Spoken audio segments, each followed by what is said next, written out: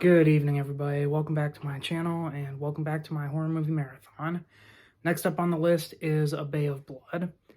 I was on the fence about adding this one in because, I'll be honest, I actually laughed more at this film than being scared.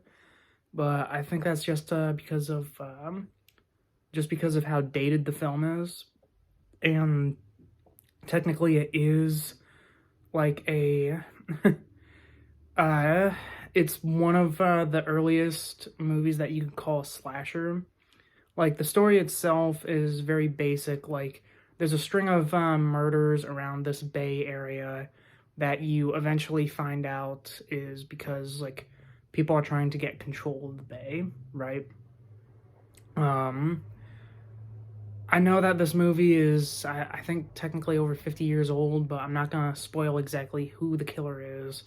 But it's kind of more of a mystery thriller, but because of how many deaths are in it, I've seen some websites credit it as like the original slasher, even though there have been like other slasher films before that, like say Psycho, or uh, or this one movie that I'm going to be reviewing later this month called Peeping Tom, which I'll get into that one when I review it. But this movie is all right. I mean, again, there's not very much to say about this film. The music was okay. The acting was average, given the times. There are actually some shots that actually are a little bit grotesque. Where the one I can think of off the top of my head is that there's this one person who gets killed, I think drowned or whatever, and when the police or whoever find the body, they actually find like this octopus crawling along the face, and that actually looks pretty gnarly to me. Um, the kill scenes are great. Like, it opens up with someone being hung and then another person being stabbed, and then from there, like, just the murders keep on piling up. There's this group of teens who actually get murdered around the Bay Area, which I don't know if that was the intention or not, but it made me immediately think of like Friday the 13th.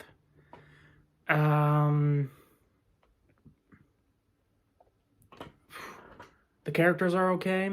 I didn't exactly follow along with the whole mystery part, so I can't exactly say how well it was written in. But the actors who played as the characters were okay. Um,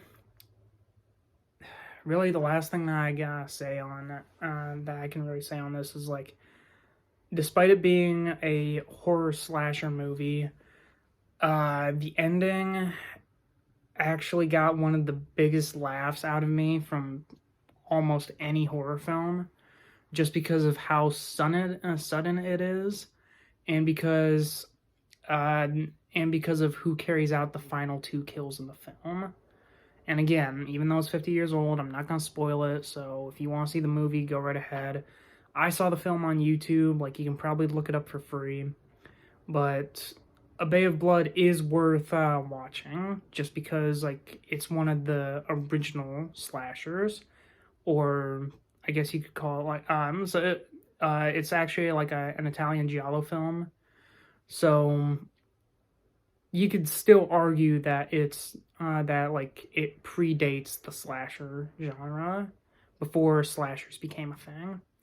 But it's definitely worth a watch. Like I said, I saw it on YouTube, so it's most likely still on there. It should be free, and yeah, definitely go check it out. That's it for this review. Um, oh man, I remember way back when I reviewed uh,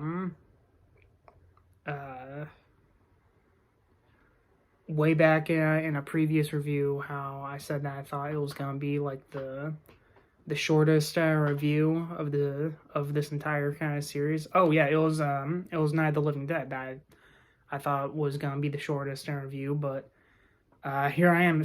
It feels like the more the more reviews I make, the shorter the video is, which is fine because, like, I don't exactly write out what I say. I just commit it to memory and then just talk about what I remember from the film.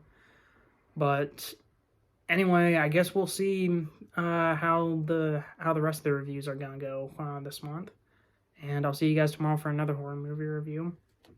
Bye, everyone.